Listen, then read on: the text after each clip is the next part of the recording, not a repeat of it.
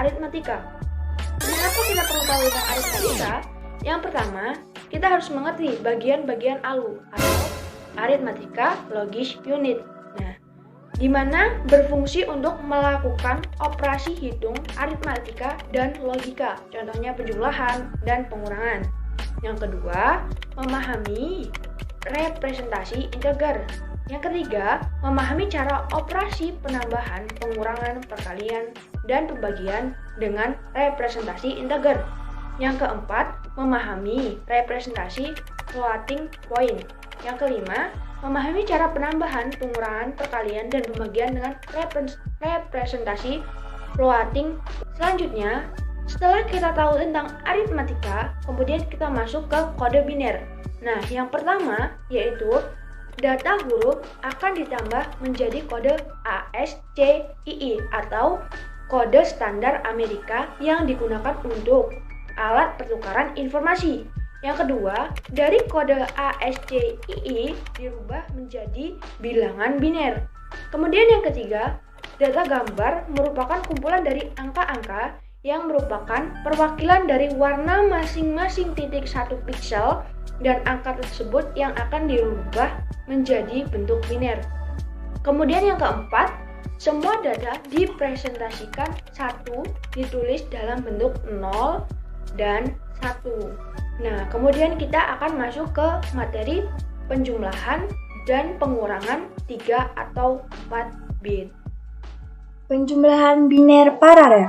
Penjumlahan dan pengurangan 4 bit didasari dari penjumlahan dan pengurangan 1 bit. Untuk membuat rangkaian penjumlahan 4 bit, maka dibutuhkan pula 4 buah rangkaian full adder dan output diambil dari masing-masing hasil penjumlahan atau sum. Gambar 6.2 menunjukkan penjumlahan dari dua bilangan 4 bit.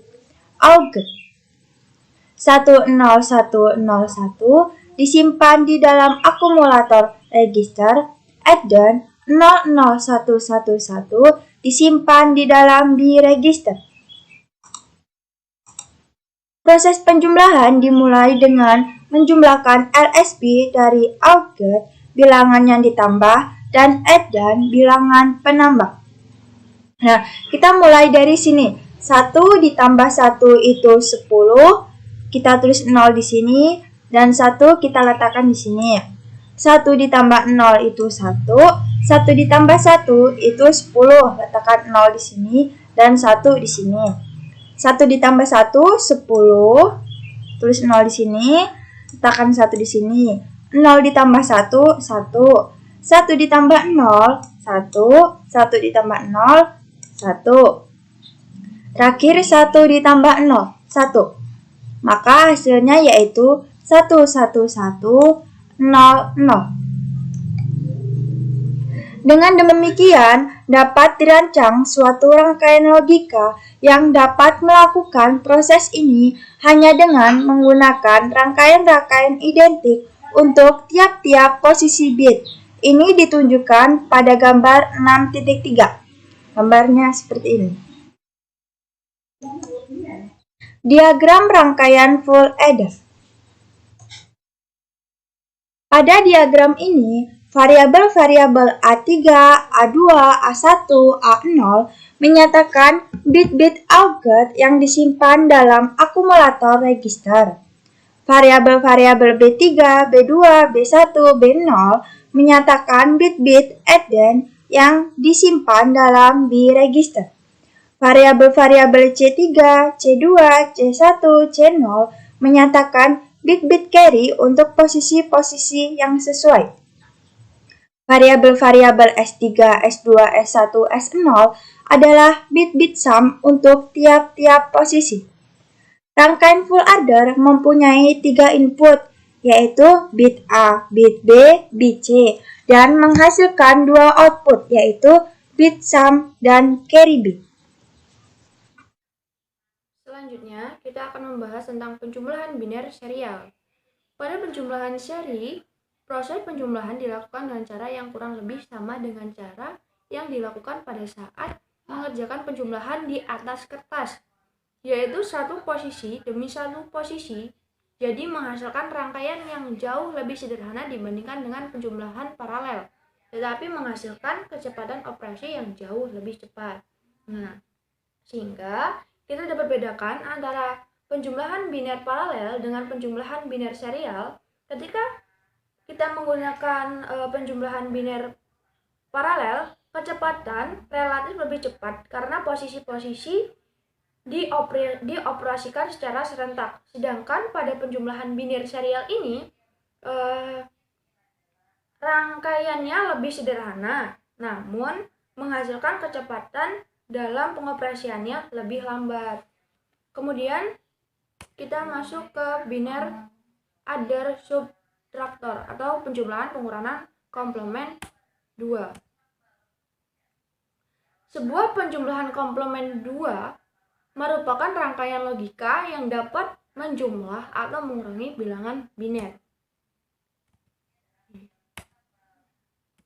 Nah, dalam perhitungan penjumlahan dan pengurangan komplement 2 ini memiliki dua cara, yaitu ketika sub rendah bit sampai bit B akan melewati interval terkendali tanpa mengalami inversi. Keluaran carry tidak dipakai atau tidak difungsikan. Rangkaian tersebut menghasilkan penjumlahan penuh dengan keluaran S sama dengan A plus B. Kemudian yang kedua yaitu ketika sub tinggi, inverter terkendalikan menghasilkan komplement min 1. Keadaan sub yang tinggi akan menambahkan angka 1 pada penjumlahan penuh pertama. Penjumlahan 1 dan komplement min 1 menghasilkan komplement min 2. Dengan ini, keluaran adalah S sama dengan A plus B aksen dan S sama dengan A min B. Kemudian, untuk menentukan dia bernilai 0 atau bernilai 1, yaitu tergantung pada bentuk gerbang logikanya. Selanjutnya, saya akan membahas mengenai penjumlahan biner, di mana biner sendiri memiliki arti dua. Sistem bilangan biner hanya menggunakan dua digit, yaitu 0 dan 1. Selebihnya digit 2-9 itulah digit yang tidak dipakai. Dengan kata lain, bilangan-bilangan biner adalah strings dari 0 dan kemudian A3 B3 itu adalah konversi biner ke desimalnya atau menunjukkan ke bobot desimalnya. Kemudian FA itu bisa kita lihat dari keterangannya, yaitu FA itu adalah full adder, HA adalah half adder, S adalah sum, dan C adalah carry. Setiap full adder mempunyai 3 input, yaitu AN+, BN+, dan CN. Mari kita lihat contohnya, yaitu A1100 dan B adalah 1001. Mari kita lihat konversi biner ke desimalnya. Setelah kita bikin konversi biner ke desimal, maka kita jumlahkan bobot desimalnya.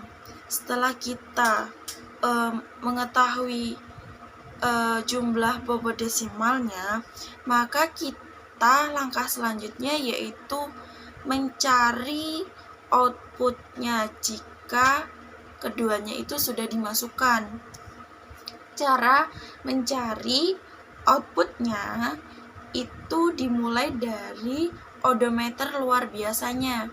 Odometer luar biasanya itu dimulai dari 0000, 0001, 0010.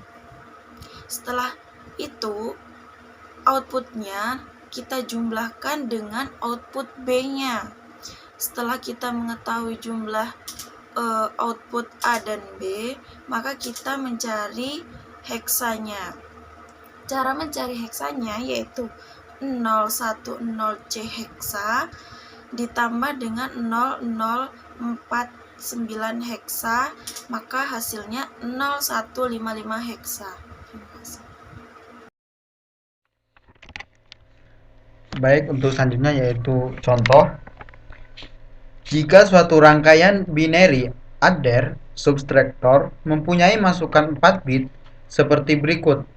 A sama dengan 1101, B sama dengan 0111. Nah, yang ditanya yaitu yang pertama, jika sub sama dengan 0, bagaimana keluaran dari rangkaian tersebut? Dan yang kedua, jika sub sama dengan 1, bagaimana hasil keluarannya? Nah, untuk sub sama dengan 0 dan sub sama dengan 1, itu kita bahas. Yang pertama, untuk sub sama dengan 0, maka kondisi tersebut menjumlahkan masukan A dan B. Jadi, bilangan yang tertera pada A dan B itu dijumlahkan. Kan yang A 1101, terus B 0111. Nah, menjumlahkannya seperti biasa dari belakang. 1 tambah 1 kan 10. 0 dan 1 selisih. 1 dipindahkan atau selisih. Terus 1 tambah 0, 1 tambah 1 10. Baik lagi 10, 0, 1 selisih. Nah, 1 tambah 1 tambah 1, 1 tambah 1 10, tambah 1 11. Jadi ditulis 1, satunya selisih lagi. 1 tambah 1 10, tambah 0 10. Jadi tulis 10. Jadi hasilnya A dijumlahkan dengan B itu 10100. Itu untuk sub sama dengan 0. Nah, untuk yang B atau untuk sub sama dengan 1, maka mengurangkan masukan-masukan dengan cara menambahkan komplement 2. Komplement 2 itu A plus B aksen. B aksen itu turunan dari B. Jadi B itu kan 0 1 1 1, jadi B aksen itu 1 0 0 0 tambah 1 sama dengan 1 0 0 1. Jadi A ditambah B aksen itu untuk sub sama dengan 1. Maka A 1101 ditambah B aksen sama dengan 1001. Seperti tadi menjumlahkannya. 1 tambah 1 10. Apa menjadi selisih 1. 1 tambah 0 1. Tuh. 1 tambah 0 1 dan 1 tambah 1 10. Jadi untuk sub sama dengan 1 yaitu A plus B aksen, hasilnya adalah 10110 atau 10110.